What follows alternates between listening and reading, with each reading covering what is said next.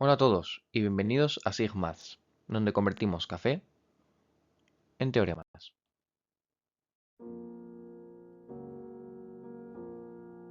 Una amenaza constante en la historia de la humanidad han sido las enfermedades. Son un problema por la paralización que provocan, por el trabajo de ingresos que se debe destinar a evitar su efecto y sobre todo por las vidas humanas que arrebatan. Cuando ocurre una epidemia y la enfermedad se extiende a millones de habitantes, las consecuencias pueden ser catastróficas. ¿Y cómo nos pueden ayudar las matemáticas en todo esto?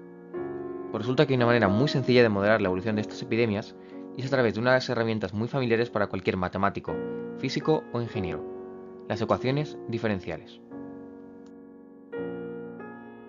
En particular, con los modelos compartimentales determinísticos. Esto me imagino que no os dice mucho en sí mismo, así que voy a explicarlo con más detalles. Modelos es lo más sencillo, lógicamente. Hace referencia al hecho de que son una representación abstracta y simplificada que resulta útil para recrear situaciones reales y sacar conclusiones. Compartimentales significa que estos modelos clasifican a la población estudiada en compartimentos, que son categorías como infectados, saludables o vacunados, y por otro lado, la palabra más compleja, determinísticos, realmente es una propiedad muy obvia para un modelo sencillo, y quiere decir que asumimos que los estados futuros del modelo son predecibles a partir de los estados anteriores, es decir, el azar no está involucrado. Esto no es completamente cierto en la realidad, pero las epidemias sí que tienden a seguir estos modelos cuando se trata de millones de personas. El primer modelo de este tipo que fue desarrollado, y uno de los más sencillos, es el modelo SIR. Tiene su origen en un artículo escrito en 1927 por el bioquímico Kermack y el epidemiólogo McKendrick, y sus conclusiones siguen siendo relevantes hasta hoy en día, casi 100 años más tarde. El nombre SIR viene de las siglas susceptibles, infectados y recuperados, que hacen referencia a los compartimentos que este modelo tiene en cuenta. La parte clave de un modelo son las ecuaciones que rigen el movimiento entre compartimentos, que explican cómo estos compartimentos evolucionan en el tiempo. Durante el vídeo trabajaremos con modelos diferenciales, que utilizan el concepto de derivada como tasa de cambio instantánea. En el modelo SIR más sencillo hay dos parámetros que controlan esta evolución, denotados por las letras griegas beta y gamma, y que son porcentajes, números entre 0 y 1. Beta es la probabilidad de infección al estar en contacto con un infectado, si bien también puede tener en cuenta cosas como si se reducen los contactos entre las personas. Y gamma es la probabilidad de recuperarse un día particular, que se puede calcular como 1 entre el número de días promedio que dura la infección. Se asume que los recuperados obtienen inmunidad y no pueden volver a ser infectados, por lo tanto. Otra suposición es que las tasas de natalidad y de mortalidad no afectan al desarrollo de la enfermedad, algo cierto en la mayoría de epidemias. Con esto ya establecido, llega a definir las ecuaciones en particular, utilizando S, I y R como el número de personas en cada respectiva categoría. Lo primero es que, como los nacimientos y muertes no son relevantes, la suma total de la población se mantiene constante, es un número n. Ahora, para la primera ecuación, tenemos que la tasa de cambio de S, que es la derivada respecto al tiempo de S, es igual a menos beta por I entre n por S. El signo negativo es debido a que esa parte de los susceptibles se pierden del compartimento S y van al compartimento I. Beta, como ya lo hemos visto, aparece aquí porque es un porcentaje que regula la probabilidad de contagio. Y luego aparece I entre n, ya que esto representa otro porcentaje, que es el de entrar en contacto con una persona infectada y no con una persona saludable o inmune. Por otro lado, tenemos que la tasa de cambio de I es la expresión que hemos visto antes, ya que esta cantidad va del compartimento S al I, menos gamma por I, que serían los que se recuperan y se van al compartimento R. Ahora, por último, la derivada respecto al tiempo de R, es decir, la tasa de cambio de R, es gamma por I, que son estas personas que se iban del compartimento I al compartimento R. Estas tres ecuaciones diferenciales rigen, por ello, la evolución del modelo SIR.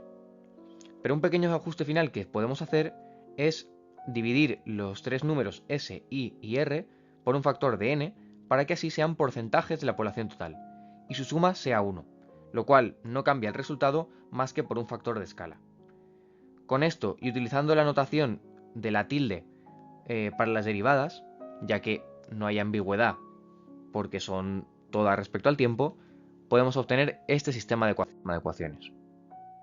El primer pensamiento podría ser el de intentar resolverlas, para obtener unos resultados exactos. Y si lo queréis intentar vosotros, ya os puedo ir avisando de que, en caso de que lo consiguieseis, seríais los primeros.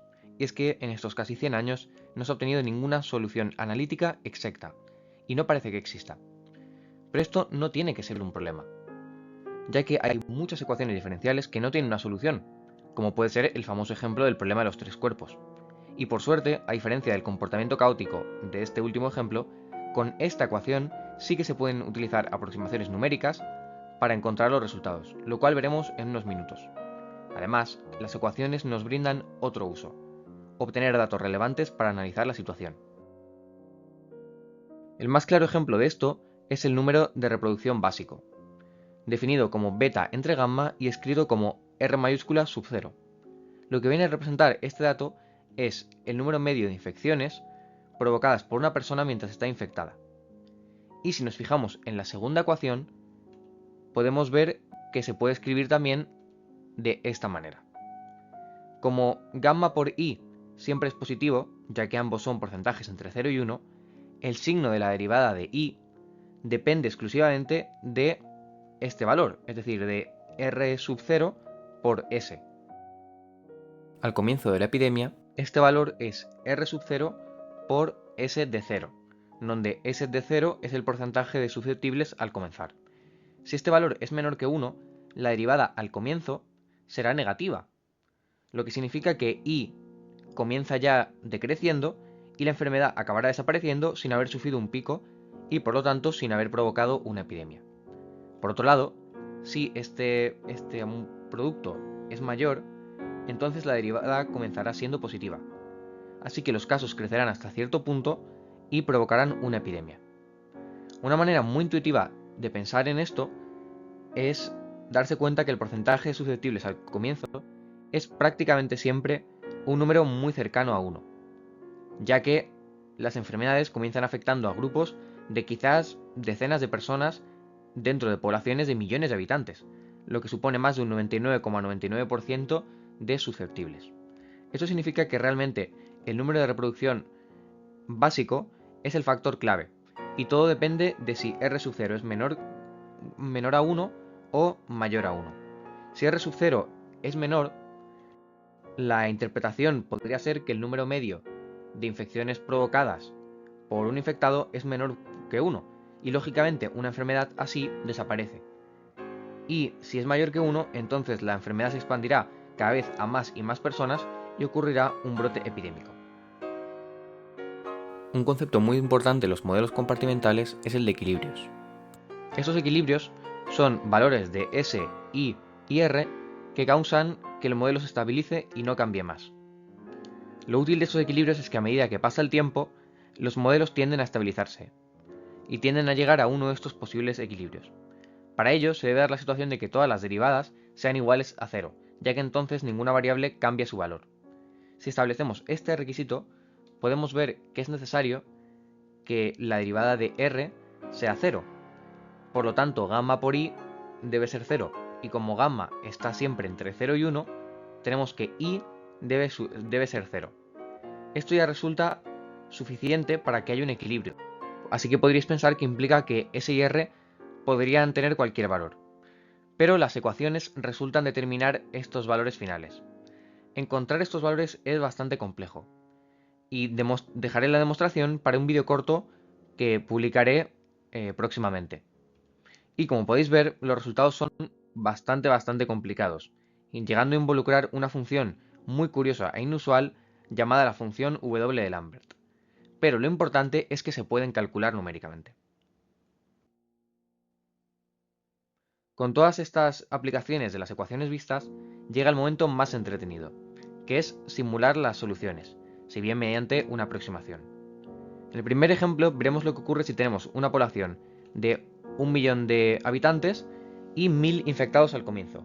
Y utilizaré unos datos más o menos similares a los del COVID, que son que hay un 40% de probabilidades de contagio y que la enfermedad dura 12 días de media. Esto nos da un I de 0 de 0,001, un R de 0, 0 igual a 0, ya que no hay ningún recuperado al comienzo de la pandemia, y un S de 0 que debe ser 1 menos la suma de los otros valores, es decir, 1 menos I de 0 y por lo tanto 0,999.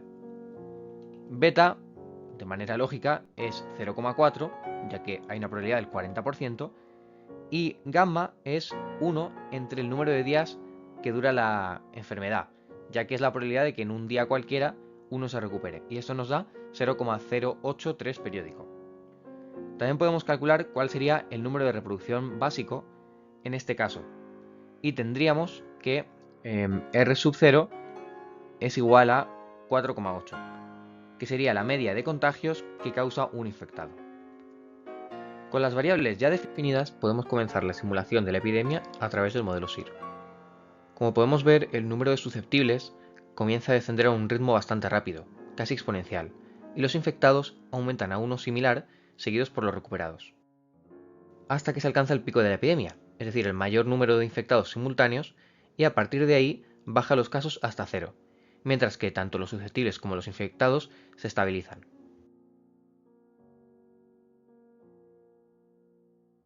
También podemos usar las fórmulas tan enrevesadas de antes para encontrar este equilibrio al cual tienden, que resulta ser este de aquí. Y si bien es verdad que resulta ser un porcentaje muy bajo de susceptibles, debemos recordar que la población total es de 1 millón, y por lo tanto supone más de 8.000 susceptibles al finalizar la epidemia. Un número considerable y que suponen las personas que no han llegado a pasar por la enfermedad en ningún momento. Podemos hacer otra simulación en la cual busquemos aplanar la curva, es decir, provocar que el pico de la epidemia sea menor y ocurra más tarde, lo que hace que hagan falta menos recursos sanitarios y menos personas pasen por la enfermedad. Ya que cambiar el número de días de recuperación es algo muy complejo, la manera más sencilla de conseguir esto es reducir beta, la probabilidad de contagio, con medidas como el distanciamiento social y las mascarillas. Además, esto reducirá R sub 0 por el mismo factor, así que la enfermedad se transmitirá más despacio. Vamos a decir que ya hemos conseguido reducir beta a la mitad, para ver visualmente las consecuencias. Aquí se puede ver cómo la enfermedad trata mucho más en comenzar a propagarse, y el número de susceptibles baja con mucha más lentitud.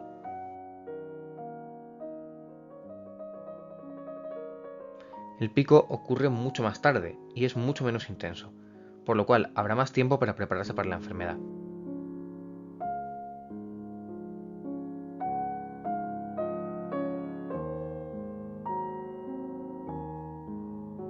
Analizando el equilibrio al que tiende, podemos ver también que el número de susceptibles al final, es decir, de personas que no han pasado por la enfermedad, es ahora de 121.000, una cantidad mucho más elevada. Ahora veremos una variante del sistema SIR en la cual sí se tendrían en cuenta los nacimientos y muertes, que son las llamadas dinámicas vitales. Para ello incluimos dos nuevas variables, alfa y omega, que representan la tasa al día de nacimientos y de muertes respectivamente, asumiendo que las muertes provocadas por la enfermedad son negligibles. Podemos hacer ahora un diagrama como el de antes. Ahora tenemos que los nuevos nacimientos son todos susceptibles, y los tres grupos pierden población con la misma tasa. Si bien este modelo puede parecer más realista, tiene un problema. Y es que si vemos los datos, he usado en este caso las cifras aproximadas de España en 2022, la tasa de natalidad y mortalidad se pueden calcular como el número de nacimientos o muertes por año divididas entre el número de habitantes, para lograr que sea una tasa, por los 365 días del año para que sea diaria. Y al calcularlos podemos ver que son números muy bajos. Esto hace que, de manera contraintuitiva, las enfermedades se puedan modelar mejor con el modelo SIR la mayoría de las veces, ya que algunas predicciones, como los equilibrios del modelo con dinámicas vitales, tardan tanto en estabilizarse con unas variables tan bajas que en la realidad no llegan a ocurrir así. De todas formas, vamos a ver cómo se obtendrían las ecuaciones, en este caso ya que se utiliza un método curioso y que considero que es bastante útil. Las ecuaciones principales no son ahora muy distintas a las del modelo SIR, pero ahora la población total n no es constante, ya que los nacimientos y muertes pueden no estar equilibrados. Y si no es constante, ¿cómo varía en el tiempo? Pues como n es la suma de s, i y r, su derivada será la suma de las respectivas derivadas, y obtenemos esta fórmula. Teniendo en cuenta que S más I más R es igual a n, podemos ver que la derivada de n es alfa menos omega por n. Y si recordáis, cuando la derivada de una función es una constante por la propia función, entonces la función es una exponencial. Y en este caso tenemos esta solución para n. Dependiendo de la relación entre alfa y omega, la población puede tender a 0, ser constante o tender a infinito. Esto hace que si buscamos cosas como los equilibrios de S, I y R, vamos a obtener que en algunos casos son o todos ceros o todos infinito. Por ello es útil definir unas nuevas variables que denotaré con un asterisco y que representan el porcentaje de n que suponen S, I y R, es decir, estas divididas entre n. Para calcular la derivada de uno de estos porcentajes, por ejemplo del de S, debemos tener en cuenta que n es una función también y usar la regla del cociente para la derivada. Por suerte hemos visto antes que la derivada de n es alfa menos omega por n, y al sustituir esto podemos dividir entre n el numerador y el denominador para conseguir unas fórmulas no muy complejas para las derivadas de estas nuevas variables. Utilizando las ecuaciones generales de antes, conseguimos entonces las nuevas ecuaciones para estos porcentajes, y que además, lógicamente, su suma es igual a 1. Algo curioso es que podemos notar la ausencia de omega en estas ecuaciones, y por lo tanto la tasa de mortalidad no cambia en nada los porcentajes. La explicación de esto es que mientras que todos los nacimientos son susceptibles y por lo tanto provocan un comportamiento distinto, las muertes ocurren con la misma probabilidad en las tres categorías. En este modelo también tenemos un número de reproducción básico, que sería en este caso beta entre alfa más gamma. Si R sub 0 es menor que 1, la enfermedad desaparece al igual que en el modelo normal, y el porcentaje de infectados tenderá a 0. Pero si es mayor que 1, entonces tenderá a un valor constante, lo cual se conoce como enfermedad endémica, es decir, una enfermedad que se mantiene en una población, algo que surge del hecho de que siempre haya un flujo de población nueva no inmune, que en este caso son los nuevos nacimientos. Lógicamente, estos comportamientos limitantes vienen de los dos posibles equilibrios que puede haber, y como ya hemos visto, el hecho de que ocurra uno u otro dependen de R sub 0. La explicación más sencilla es que si R sub 0 es menor que 1, entonces los valores en el segundo equilibrio son negativos o mayores que 1, lo cual no tiene ningún sentido al ser porcentajes. Ahora veremos cómo este enfoque para crear un modelo se puede aplicar en otro caso sencillo, el modelo SIS, y también cómo se podría generalizar.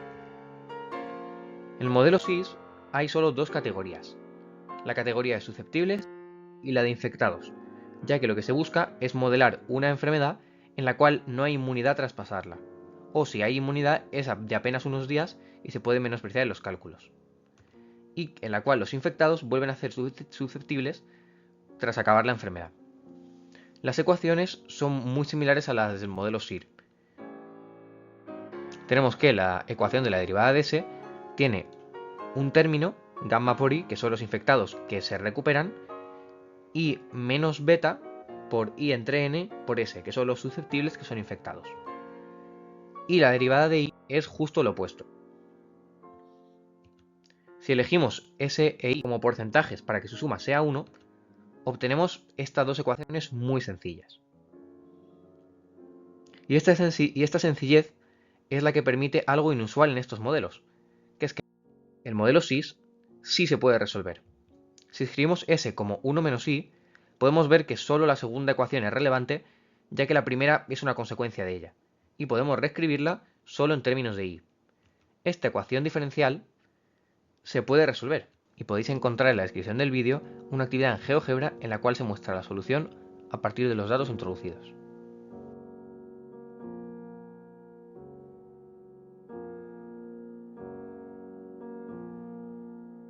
En este modelo hay también un número de reproducción básico,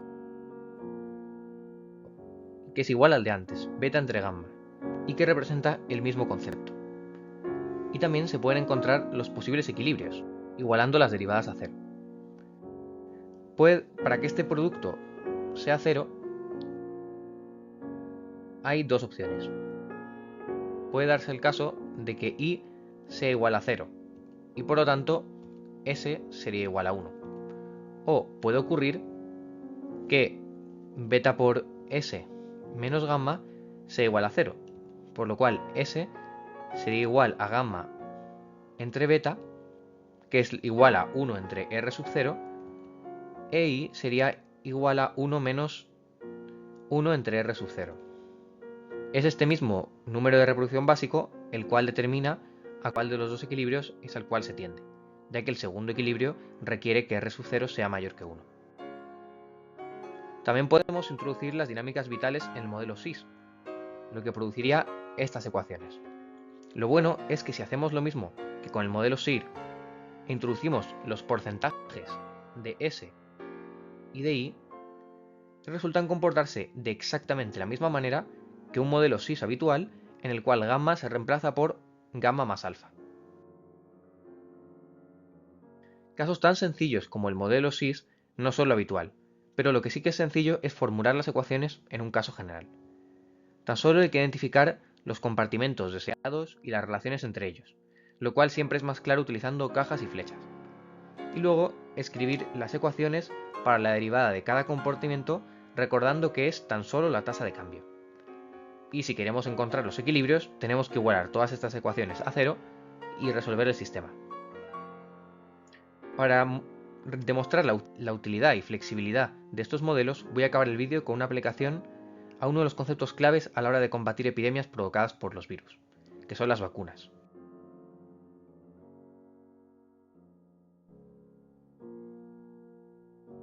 Para modelar la vacunación en un modelo SIR, creando así un modelo SIR, hay que añadir una nueva categoría V, con una correspondiente tasa de vacunación mu. Pero, a diferencia de las otras categorías, no tiene sentido hablar de una tasa constante, ya que no se dispone de una cantidad ilimitada de vacunas. Por ello, se podría definir mu como una constante lambda menos v, donde lambda es el porcentaje final previsto de vacunación. Esto provoca que se reduzca la tasa de vacunación a medida que se acerca a esta previsión. El problema de esto es que, en el momento inicial, sin vacunados, mu es igual a lambda, un número que en muchos casos buscará ser cercano al 80 o 90%. Es decir, habrá una tasa inicial completamente irreal de más del 70% de la población.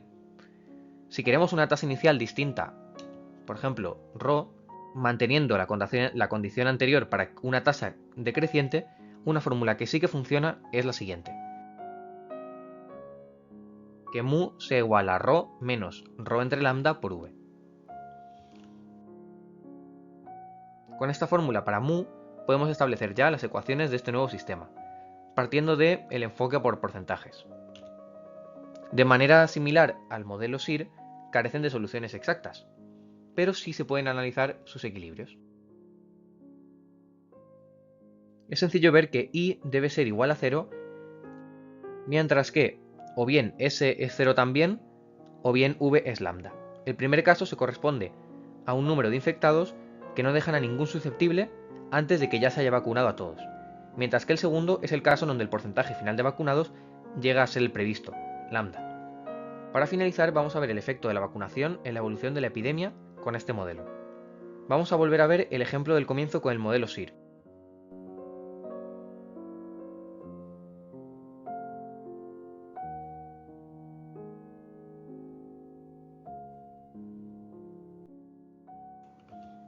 Vamos a ver cómo cambia cuando el porcentaje final de vacunados deseado es el 80%, es decir, el 0,8, y la tasa de vacunación inicial es 0,01.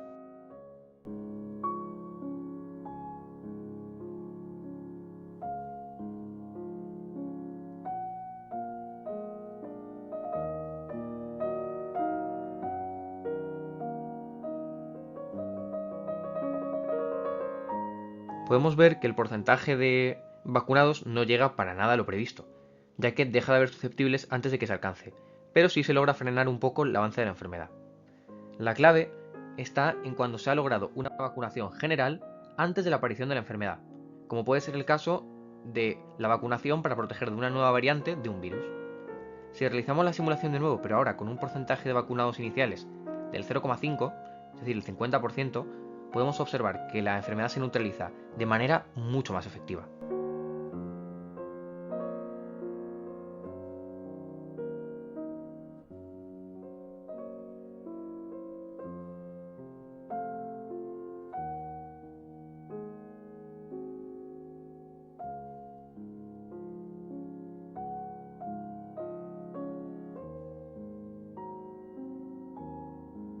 Con esto y una bonita animación del caótico péndulo doble, termino este vídeo acerca de los modelos compartimentales, que es tan solo una de las muchísimas aplicaciones de las matemáticas al mundo de la medicina.